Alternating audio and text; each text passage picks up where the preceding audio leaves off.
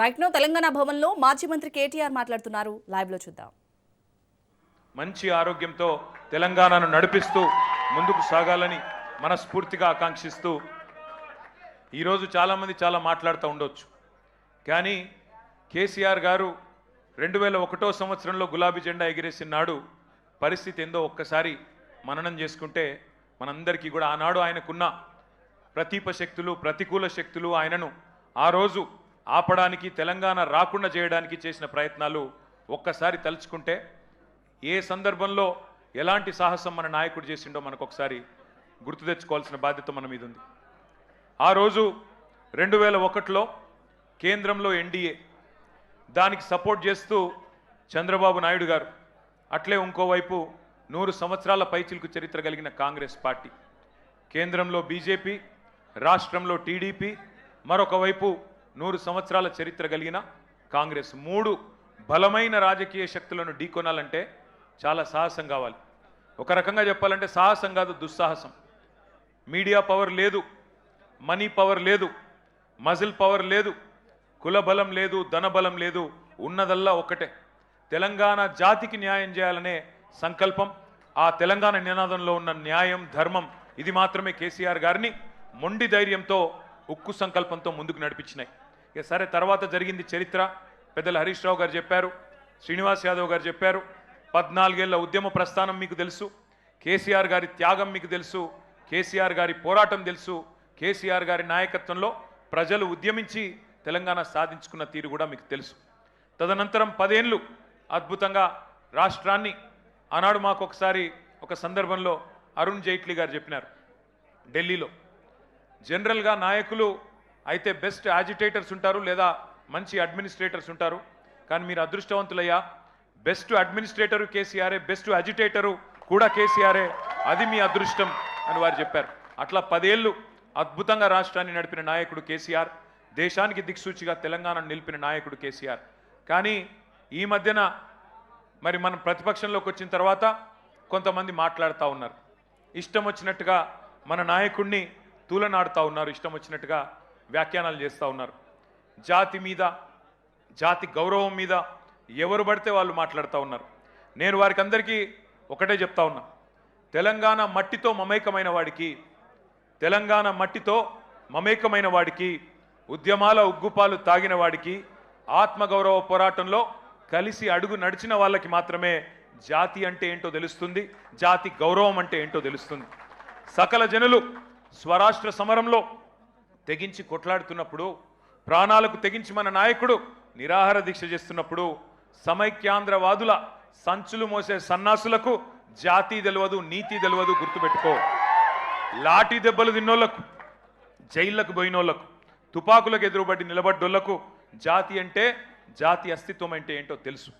ఉద్యమకారుల మీదికి తుపాకులు తీసుకొని ఆ రోజు దాడికి వెళ్ళిన ద్రోహులకు జాతి నిర్వచనం ఎట్లా తెలుస్తుంది?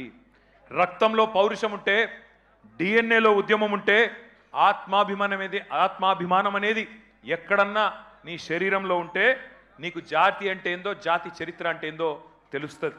కానీ జై తెలంగాణ నినాదం ఇయ్యడానికే భయపడేటోళ్లకు, కిరాయి సర్కార్కు తెలంగాణ సోయిలేని సన్నాసులకు జాతి విలువ ఎన్నటికీ తెలియదు.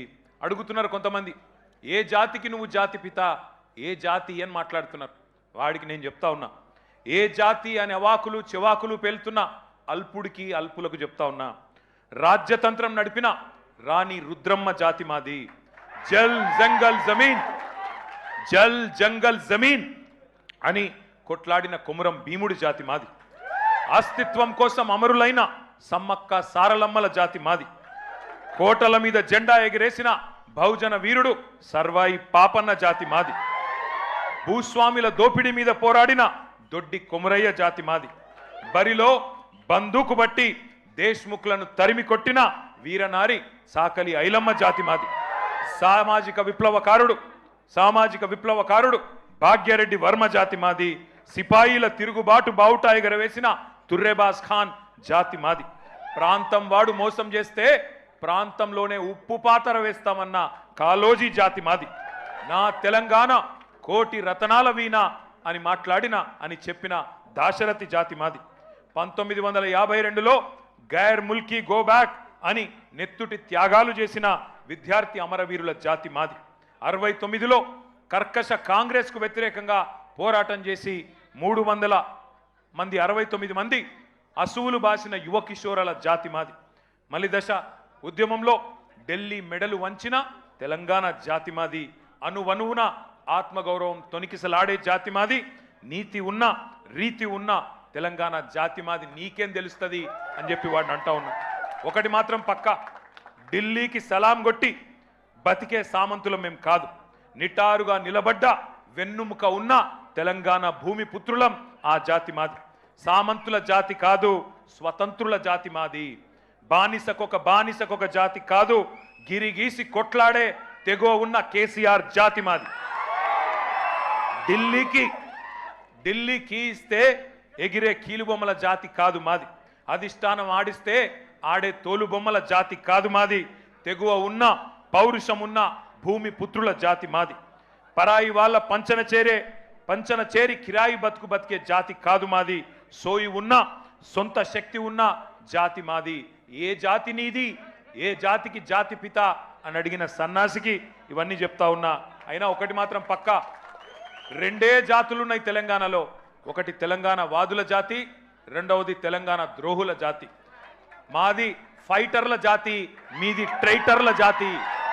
మాది కేసీఆర్ లాంటి ఫైటర్ల జాతి, నీది మరి ట్రైటర్ల జాతి. గుర్తుపెట్టుకో. ఒకటి మాత్రం పక్క, కేసీఆర్ అన్నాడు చెప్పుకోలేదు నేను జాతి పితనని. ప్రజలు పిలుచుకున్నారు. ఎవరైతే స్వాతంత్రం తెచ్చిండో తమ జాతికి ఆయనను జాతిపితగా ప్రజలు పిలుచుకుంటున్నారు. పెద్ద మనిషి, మా తెలంగాణకు బాపు లాంటి పెద్ద మనిషి కాబట్టే ఇవాళ నేను గర్వంగా చెప్తున్నా ఒక కొడుకుగా. సర్వసాధారణంగా ఏ తండ్రి అయినా ఆ కొడుకుకి ఆ పిల్లలకి హీరో ఉంటాడు. కానీ నా తండ్రి ఇలా తెలంగాణకు హీరో. అది తెలంగాణకు జాతికి మొత్తానికి హీరో. ఇది వాస్తవం. కొంతమంది మాట్లాడుతున్నారు ఆనవాళ్ళు చెరిపేస్తామని. ఆనవాళ్ళు జరిపేస్తాం కేసీఆర్ అని మాట్లాడుతున్నారు. కేసీఆర్ గారి జన్మదిన సందర్భంగా నేను చెప్తా ఉన్నా, తెలంగాణనే కేసీఆర్ ఆనవాళ్ళు కదా, తెలంగాణనే కేసీఆర్ ఆనవాళ్ళు కదా, తెలంగాణ రాష్ట్రమే కేసీఆర్ ఆనవాళ్ళు కదా.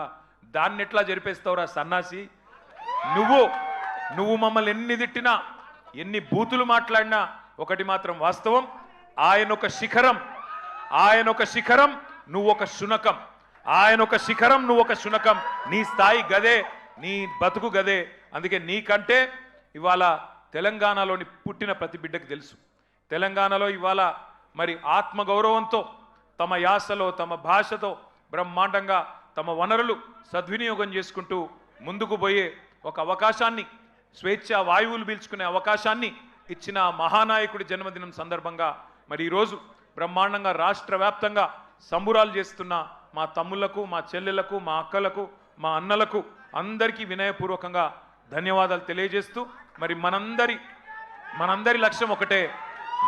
లక్ష్యం ఒకటే, కేసీఆర్ లాంటి మహానాయకుడికి మనం ఇచ్చే బహుమతి ఒకటే, పుట్టినరోజు గిఫ్ట్ ఒకటే.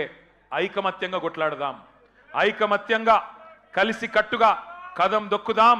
మళ్ళీ తెలంగాణలో గులాబీ జెండా ఎగరవేయడమే, కేసీఆర్ గారు ముఖ్యమంత్రి కావడమే ఆ మహానాయకుడికి మనం ఇచ్చే చిరు కానుక. ఈ సందర్భంగా మీ అందరిని ఒకటే కోరుతా ఉన్నా, ఆయన నిండు 100 ఏళ్ళు ఆరోగ్యంతో, మంచి ఆరోగ్యంతో ఉండాలని మనసారా ప్రార్థించాలని కోరుతూ, జై Telangana. Long live, long live, long live, long live. Thank you. జై తెలంగాణ.